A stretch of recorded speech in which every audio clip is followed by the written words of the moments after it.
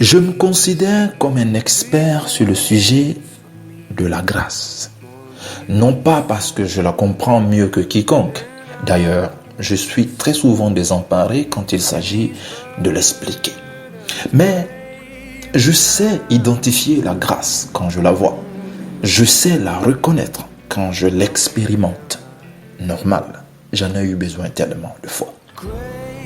On va donc dire que je ne suis pas un expert de la théorie, mais plutôt un fin praticien, un pur produit de la grâce.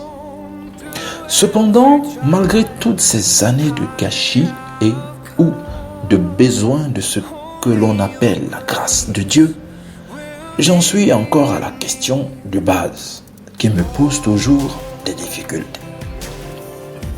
Qu'est-ce que c'est la grâce?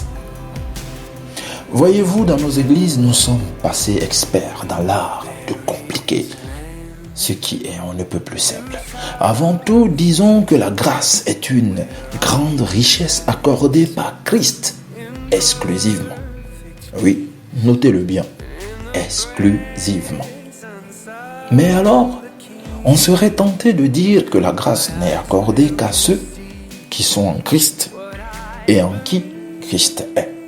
Oui, mais la Bible nous dit que lorsque nous étions encore pécheurs, Christ a accordé son amour à quiconque le voudrait. Oui, la grâce n'est pas une affaire de méritocratie, mais plutôt une affaire d'amour, de vouloir, d'acceptation pour quiconque. Nous sommes justifiés en Christ. La grâce est cette justification gagnée, remportée avec Christ expiant à la croix. Il a tout mérité pour nous et la grâce nous met en relation avec Dieu. Relation que nous ne pouvons établir de nous-mêmes parce que la grâce renvoie au cadeau exceptionnel que Dieu nous a fait dans Jean 3, 16.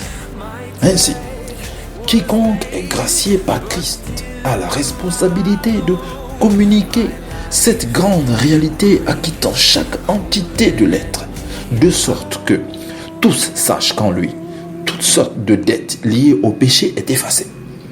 Parce que la grâce crée une sorte de galerie reliant les âmes à Christ éternellement. Et comme le torrent d'une grande révolution amenant la chair à l'extinction, par la grâce, toute condamnation de la loi est dissoute. Il suffit de regarder dans les yeux de ceux à qui la grâce a apporté guérison, restauration, amour, consolation, etc. pour le comprendre. Oui, vous et moi sommes la preuve qu'à Golgotha, Rabbi, avec consentement, encaissa. Il encaissa le pire pour nous. Il encaissa le pire pour nous gracier, nous racheter, nous absoudre, nous combler, nous élever au-dessus des convoitises de la chair et de ce monde. Il encaissa le pire pour nous communiquer sa générosité, sa richesse, son abondance, ses capacités extraordinaires. Je sais. Vous me jaugez du regard et vous dites d'où sort-il toutes ces certitudes?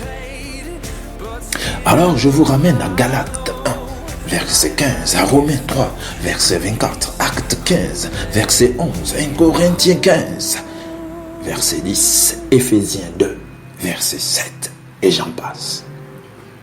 Le plus beau avec la grâce, c'est que quand on y a goûté, elle nous rend généreux, reconnaissants, aimables, compatissants, excellents et bien plus encore.